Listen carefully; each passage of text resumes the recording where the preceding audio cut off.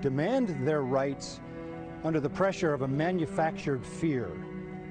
The reality is that the COVID data just doesn't match the government's COVID narrative. Open your church. The church is essential. A Los Angeles pastor issuing that rebuke to Democrat leadership over the crackdown on houses of worship. That pastor, John MacArthur of Grace Community Church, joins me now with more of that message that's gaining a lot of traction on social media. Pastor, thank you so much for being here on this Good Sunday morning. We appreciate it. Expand on your message that you have for other pastors and other Christians. Well, it's pretty simple. There is a narrative floating around that there's this great grave danger in California, and so we shouldn't have church because we're going to spread death. Nobody believes that anymore. In fact, if you're between 50 and 64 in California, you have 1 in 19 million chances of dying from COVID.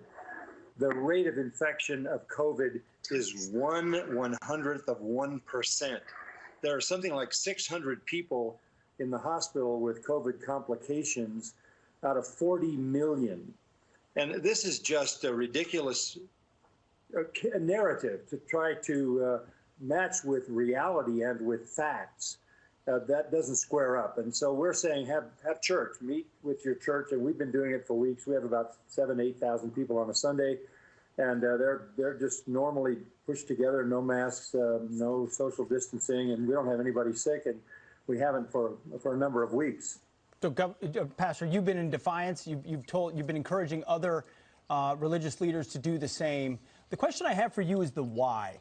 Why does the left yell about data and science, but when it's numbers like this, and especially people of faith and churches, did they insist on draconian lockdown measures? Why?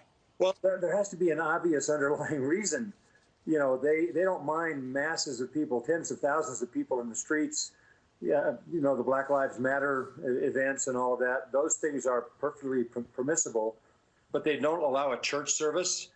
There's only one possible underlying reason, and that is that they favor one over the other.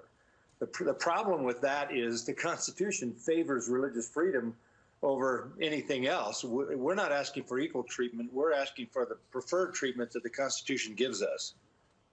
Absolutely. And the assemblies you're referring to are supposed to be peaceably assembled. Last time I checked, not a lot of criteria being met there often. When you mention, what are you preaching to your parishioners these days? What's the message in light of where we are with this as well? Well, that's a really good question, Pete, and it's been a long siege. I've been preaching in this kind of environment for 6 months. So, you know, do the math. I've had to preach 30 different messages on all of these Sundays, 30 plus messages. So I've run the gamut, everything from why are there riots, who's behind the riots, how do we understand the collapse of our nation. I did a message a few weeks ago on, is this a nation under God? That got an immense amount of traction.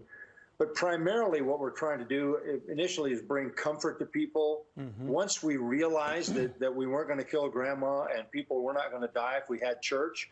And again, I remind you, we've had no one from our church in the hospital for almost 7 months. Wow.